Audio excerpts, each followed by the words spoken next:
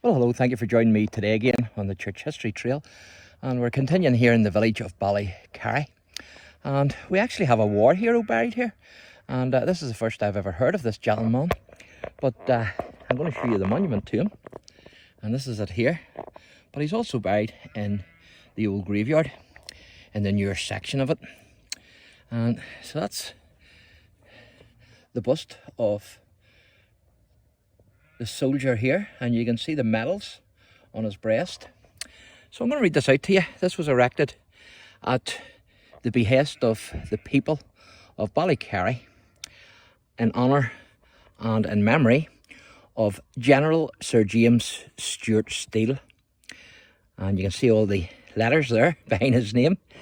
And it says, born at Leafield Farm in this village on the 26th of October 1894.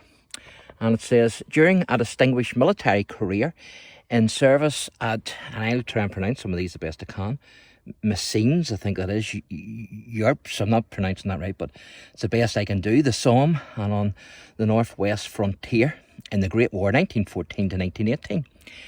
In the Second World War, he signed the mobilisation order, which set the nation on a war footing in 1939. James Steele was among those evacuated from Dunkirk, and one of those who drew up the plans for the D-Day landings in Normandy in June 1944. In 1946, he was appointed British High Commissioner for Austria. In peacetime, he continued his service. He continued to serve with honour, most notably as Adjutant General in 1947 and Colonel of the Royal Ulster Rifles in 1947 to 1957. When he died in 1975, his last wish was for his ashes to be interred in the village he never forgot and which he will always cherish. I'll read that again. When he died in 1975, his last wish was for his ashes to be interred in the village he never forgot and which will always cherish his memory and his example as a noble son of this community. So that's amazing, isn't it? And think of it now, ladies and gentlemen. This here gentleman here, this general, from the little village of Ballycarry, was actually one of the generals who drew up the plans for the D-Day landings in Normandy in June 1944. So that's quite amazing, isn't it? So we're going to have a wee look at the monument, the grave, inside the churchyard.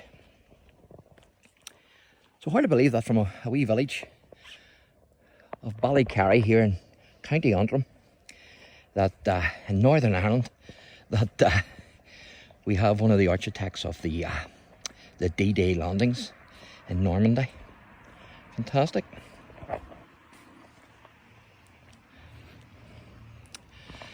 And so we're going to have a wee look at the grave. And again, you can see the old church there.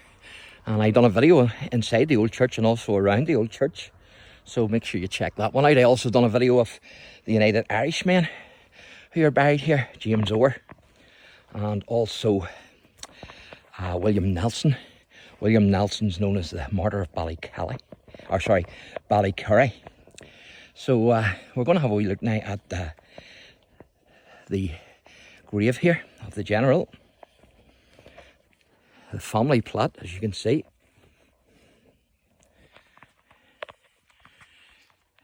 So I'm going to read this wee bit here first. This memorial is placed here to commemorate the life and service of Rachel Paul Stuart Steele, who died at Leafield, Ballycarry, on the 26th of September 1918, aged 68, and was buried in this grave, liberal and lovingly in all she did. So there you are. And this is the gentleman here who I want to read out to you. And it's in loving memory of General Sir James Stuart Steele. And then you've got all the initials again. 1894 to 1975, son of Samuel and Rachel Steele, whose ashes are here interred, together with those of his wife, Janet Gibson Steele, 1899 to 1995. And then that one there is in loving memory of their elder daughter, Rachel Stewart Caldwell, 10th of January 1929, 13th of November 2006, forever in our hearts. So there you are. That's fantastic, isn't it? And so that's where the ashes of the General, Sir James Stewart, is buried. Absolutely fantastic. So there you go. So I hope you've enjoyed our wee tour here of Ballycarry and the old graveyard and church. So thanks for watching, and God bless.